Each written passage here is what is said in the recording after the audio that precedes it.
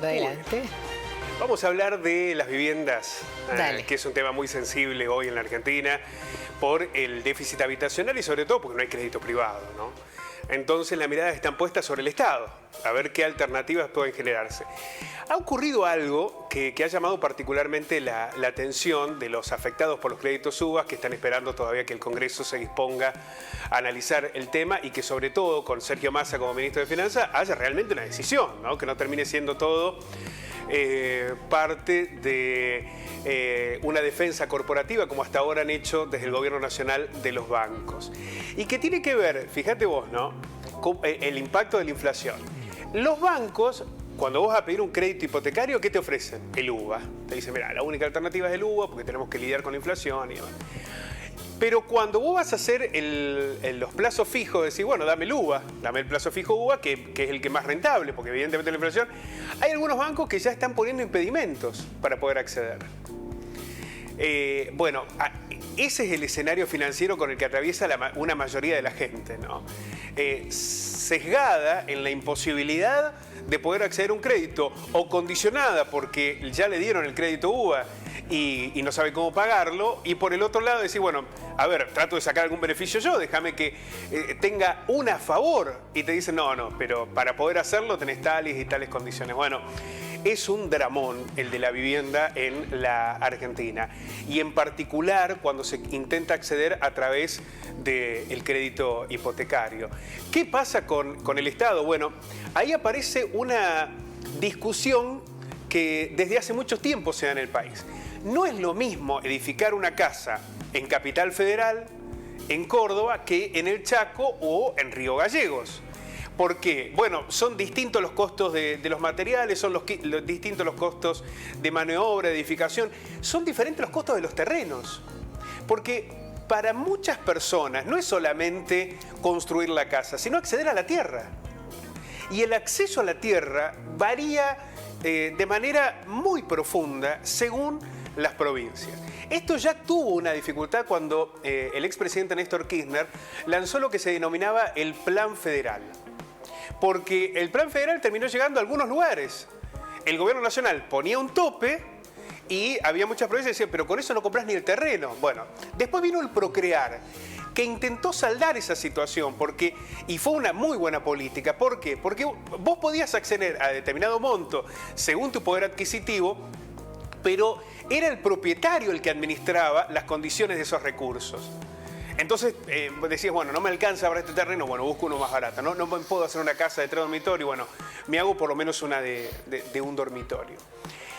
Hoy está ese plan Procrear, pero con condiciones en las que no todos pueden acceder. Fundamentalmente porque hay mucha gente que está endeudada, se endeudó durante la pandemia y uno de los requisitos era no tener ese endeudamiento.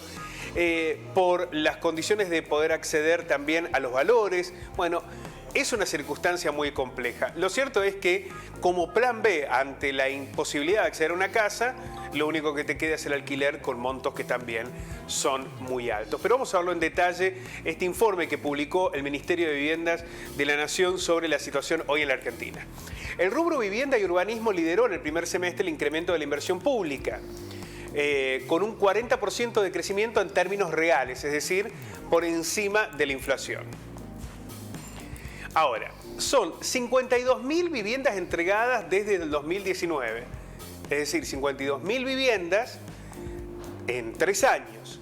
125.000 están en ejecución. Esto incluye todos los planes habitacionales, según datos del Ministerio de Desarrollo Territorial y Hábitat. Para el presidente de la Cámara Argentina de la Construcción, lo que ha sido clave es el nivel de actividad del Procrear, que fue lanzado nuevamente en agosto del 2020 con nuevas líneas de préstamos para construcción y refacción de viviendas. Acá queda claro que el crédito privado es prácticamente inaccesible en la Argentina.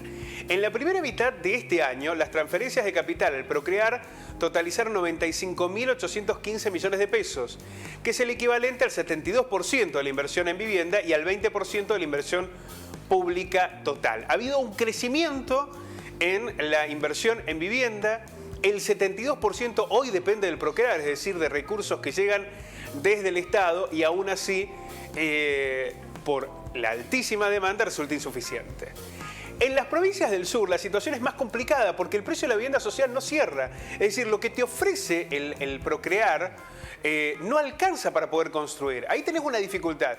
En otros lugares, si no tenés un ahorro propio, también es difícil, ¿no?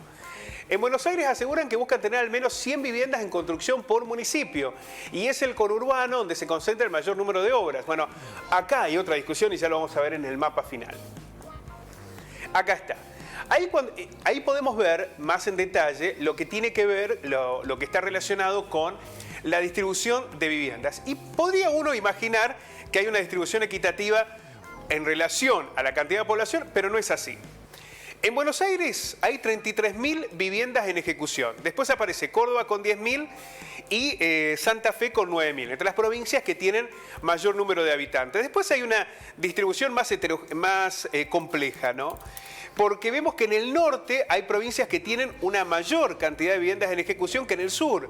Y esto tiene que ver con lo que señalábamos recién, que está vinculado con el costo de la vivienda. Después también en Misiones hay 5.000 viviendas, mayor que otras provincias con un número de habitantes más impactante. Bueno, esta desigualdad o desequilibrio está relacionado con el costo del terreno, con la inversión, con los fondos que llegan, en muchos casos con la gestión. Uno podrá decir, bueno, mayor o menor cercanía con el gobierno nacional. En realidad no es tan lineal en ese sentido. Digo en lo político, por lo menos aquí hay que hacer una salvedad, porque en la mayoría de los casos se trata de viviendas que llegan a través de convenios entre municipios y el Estado Nacional, no a través de las provincias.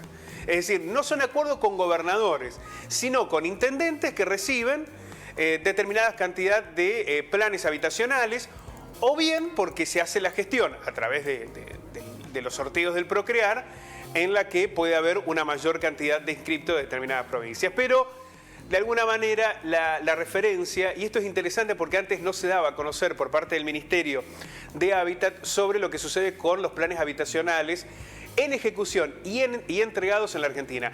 Lo que también está claro es que con el solo rol de los aportes estatales no es suficiente. En algún momento lo fue porque el Procrear había tenido una dimensión realmente muy grande, ¿no? Pero hoy, si no hay un crédito hipotecario, si los bancos... No alcanza. Claro, si no entregan recursos, es muy difícil. Hay muchísima gente que se ha anotado 1, 3, 4, 5 veces en el Procrear y nunca logró ser beneficiada. Bueno, parte de lo que señalábamos tiene que ver con los planes de vivienda en la Argentina. Muchas gracias por esa información, esos datos. A ustedes.